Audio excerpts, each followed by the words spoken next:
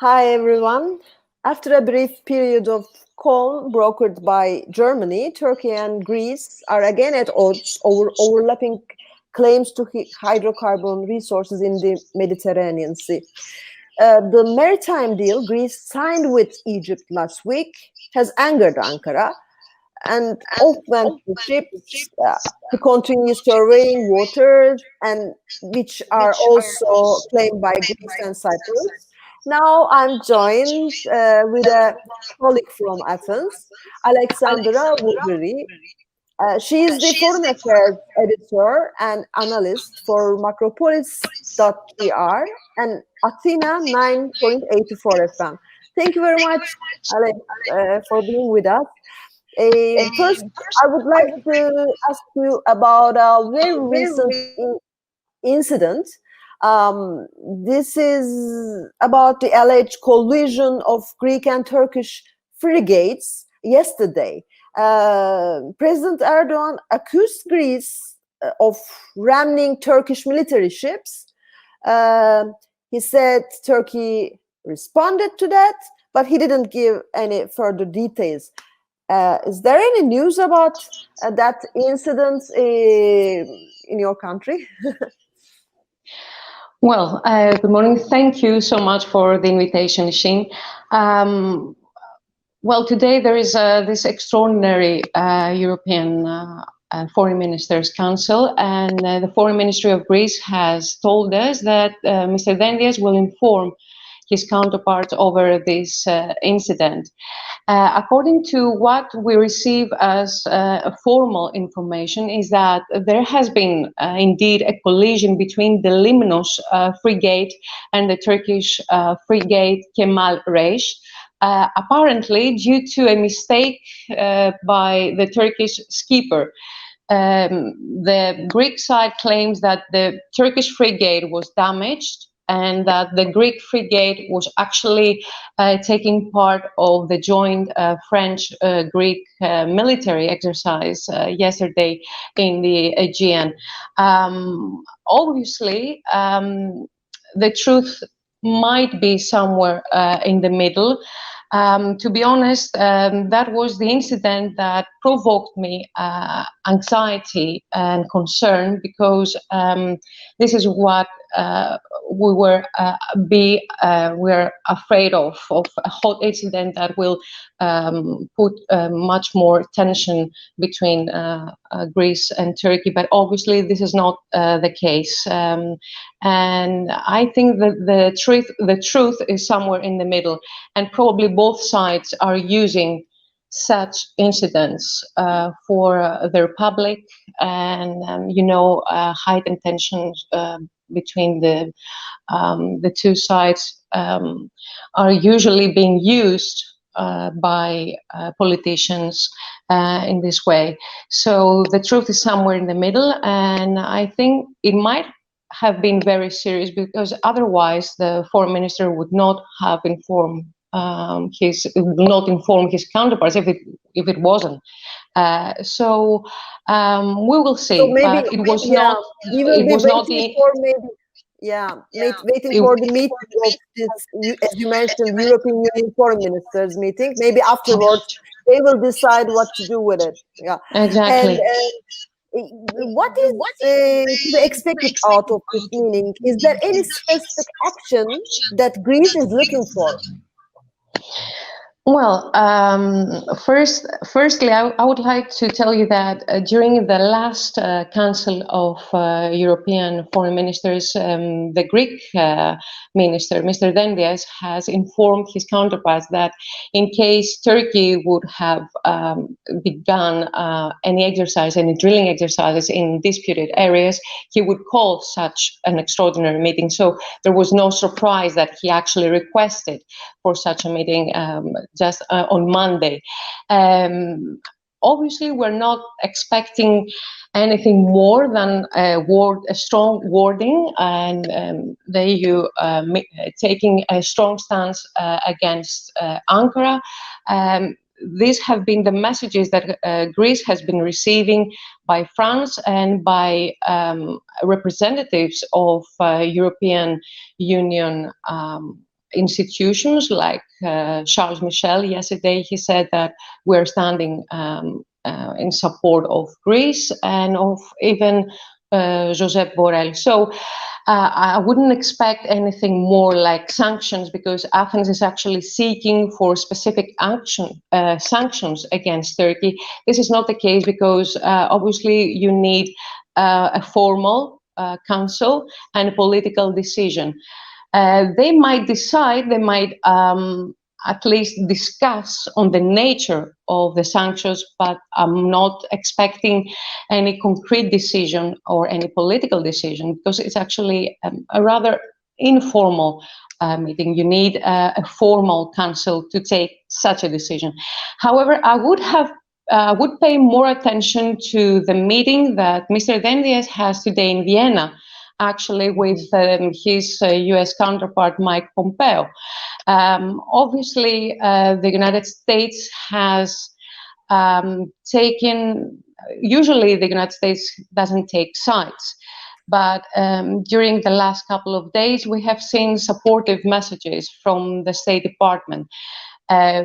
It's actually, you know better than me, or you know the same with me, that when we talk about US politics, we have to see who says what, because there is a different line regarding US President Mr. Trump, and there's another line in the bureaucratic system or the US State Department. So from the US State Department, Greece is actually happy to see some strong statements in supporting Greece in this case. So it is really interesting that Mike Pompeo decided to meet Dendias today.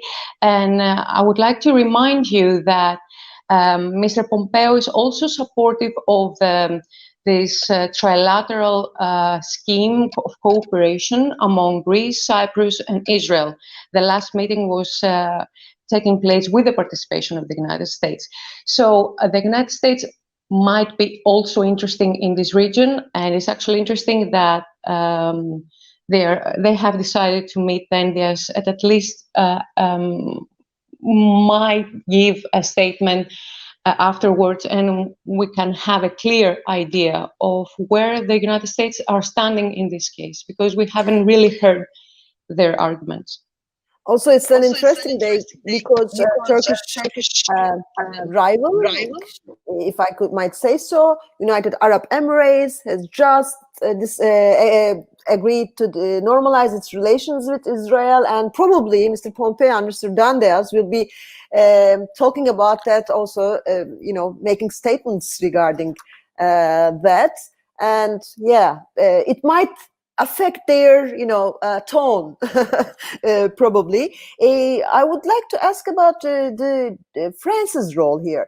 I mean, it says it will reinforce its military presence in the region in support of Greece. And also, you mentioned yesterday Greece and France, together launched a joint military exercises, which also has some more added more frictions to the seas.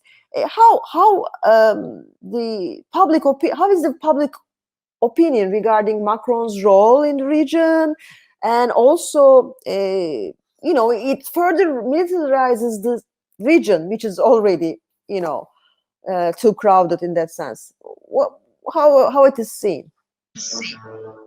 Well, we all know that France has specific interests in the region, and a specific company is also seeking to take advantage of the whatever it is beneath the Cyprus exclusive economic zone, and I'm referring to French company Total. But other than that, France has specific interests regarding Libya and the north of Africa, and in general of the Eastern Mediterranean. So France's interest in the region is no surprise, at least for Greece. And it's not surprised that Emmanuel Macron has taken a very positive stance towards Athens, because he's at odds with Turkish President Recep Tayyip Erdogan for quite some time now. On the other hand, if you ask me about the public, it was not a surprise as well. And actually, they received through the social media very warmly the fact that he sent a message in using Greek I mean, the last message of that he's enforcing his naval presence in the East Med was written in Greek, and that was very warmly received by most Greeks. And I think the majority of Greeks believe that France is our only solid ally within the EU and NATO. And talking about NATO, he actually, yes, he further militarizes the region. But on the other hand, he's leaving out the Cyprus Republic, because Cyprus Republic is not part of NATO. So that has been very contradicting. I mean, the Cypriots might not felt, very even though they think that France needs to have a saying and needs to have a word in the region, because there is no interest by other EU member states apart from Italy as well. Yeah, right. And could I ask about this France's role after it says that it will be there more? How can it affect the arguments within the European Union? Angela Merkel last time was a broker, mediated between Greece and Turkey, but just before this meeting, just before any more attempts similar, having its presence more and more on the side of Greece, doesn't it make it difficult for Germany or any, in the decision making as well? I mean, regarding Turkey,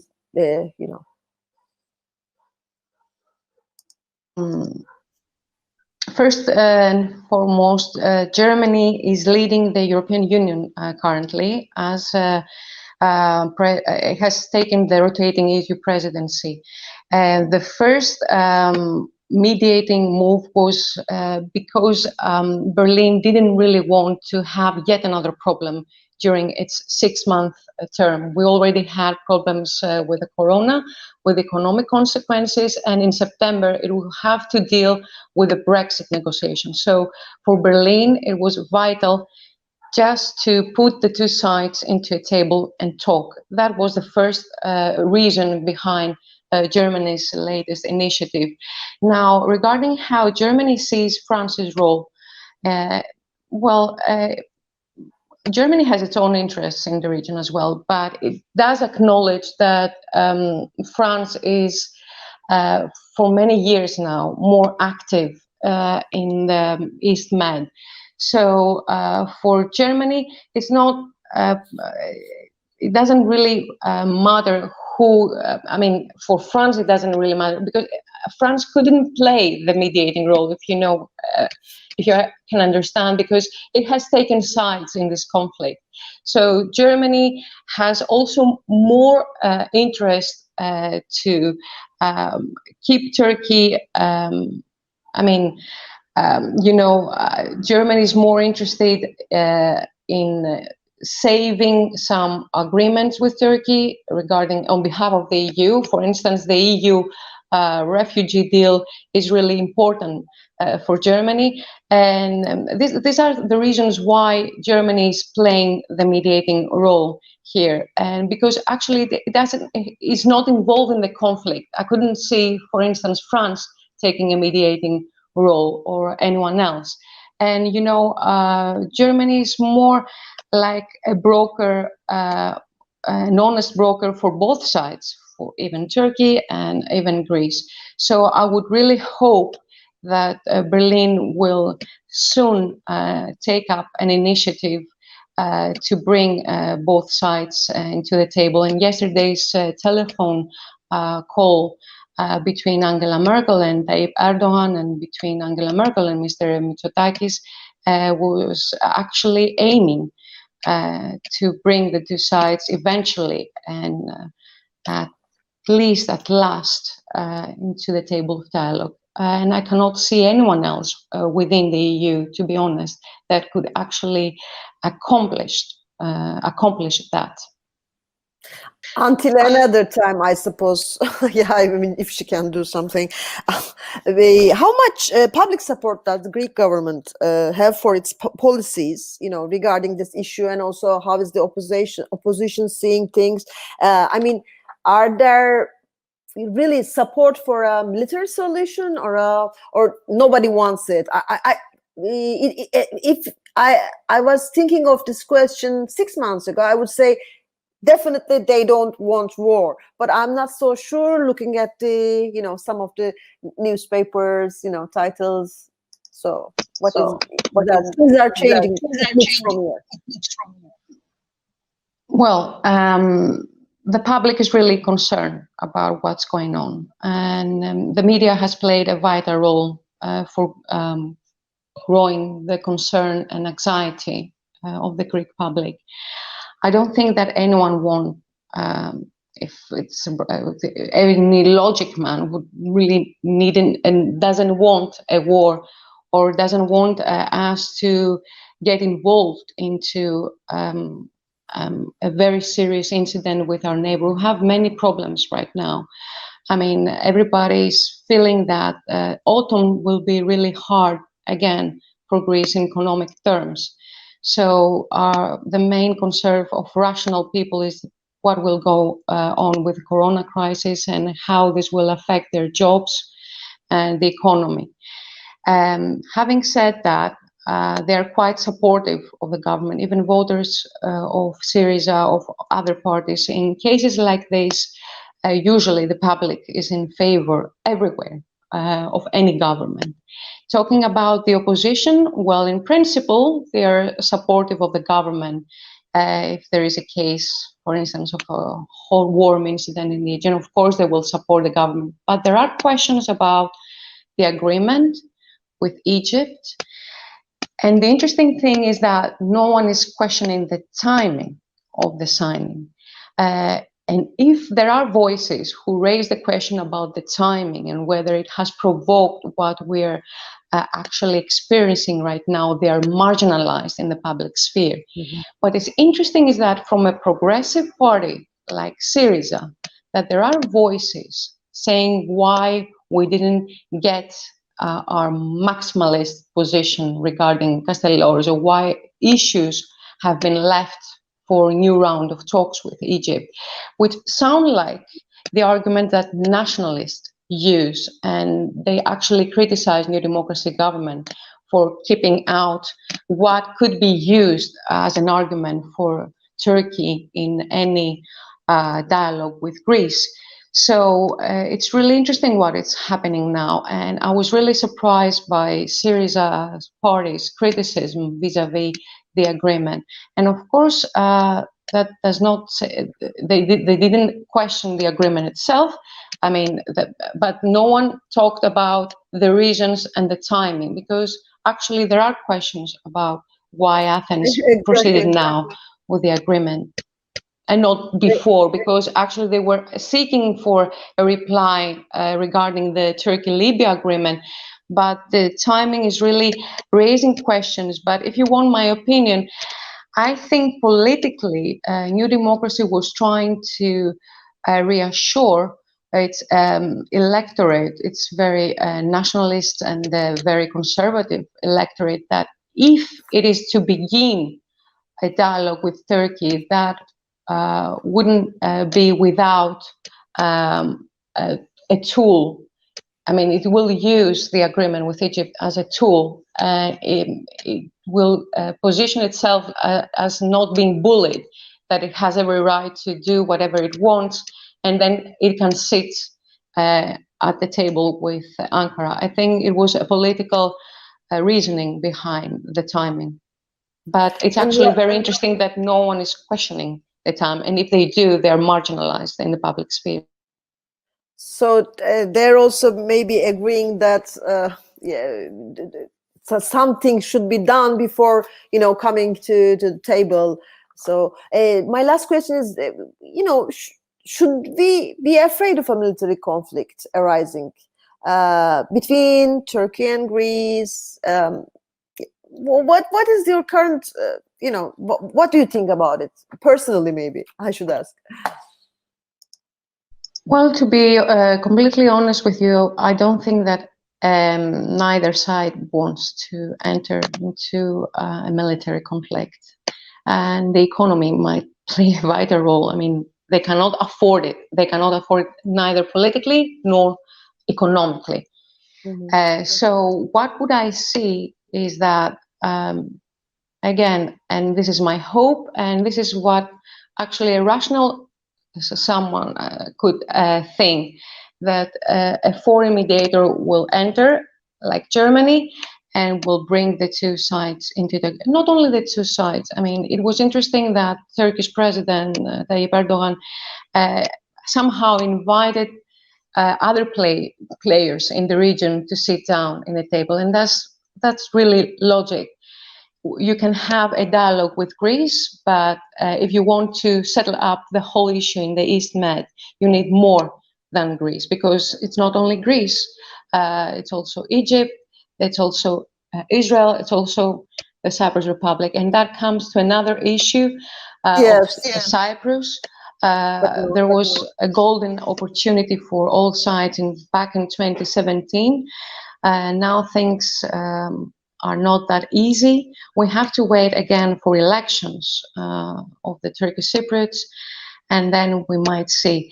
My real hope is that both governments in Turkey and ours will act with rationale and will accept an invitation, because I'm expecting an invitation by Germany, and they can finally find the time and the courage, because what is missing, at least from our side, is the political courage to sit down and discuss issues that there are on the table. Alex Voudouri, thank you very much. It was really a frank discussion. Thank you very much, and informative as well. Thank you. Thank you so much, Shin. Bye.